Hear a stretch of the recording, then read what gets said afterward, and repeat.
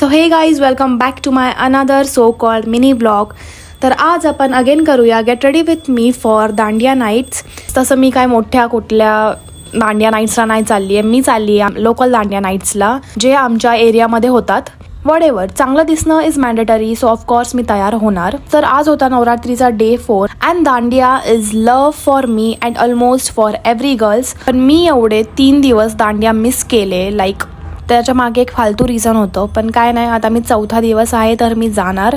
आणि आज होता डे 4, तर येल्लो कलर होता आज, आणि माझ्याकडे आज एक पण येल्लो कलरचा ड्रेस नव्हता. सो माझं असं होतं की मी आज चालली आहे तर मी त्याच कलरचा ड्रेस घालून जाणार.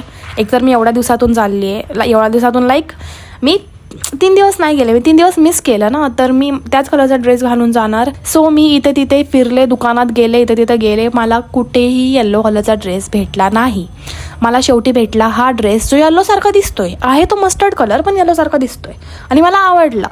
सो मी तो ड्रेस घेतला आणि आले घरी. तर मला इथं कोणते इयरिंग्स घालू तेच समजत नव्हतं. मला एक पण इयरिंग्स घातले म्हणजे ह्या ड्रेसवर सूट होतील असे काय भेटत नव्हते. सो सगळ्यात पहिलं मला रिंग आणि ब्रेसलेट हे आवडलं, तर मी हे घातलं. मग शेवटी एक इयरिंग अशी मला सूट झाली, म्हणजे मला असं वाटलं की ते सूट होती ड्रेसवर. सो ते मी विअर केली and I am ready for local dandiya nights. Whatever it, आपल्या एरियामधले dandiya is a vibe. So मिळूया नेक्स्ट ब्लॉगमध्ये. Bye bye.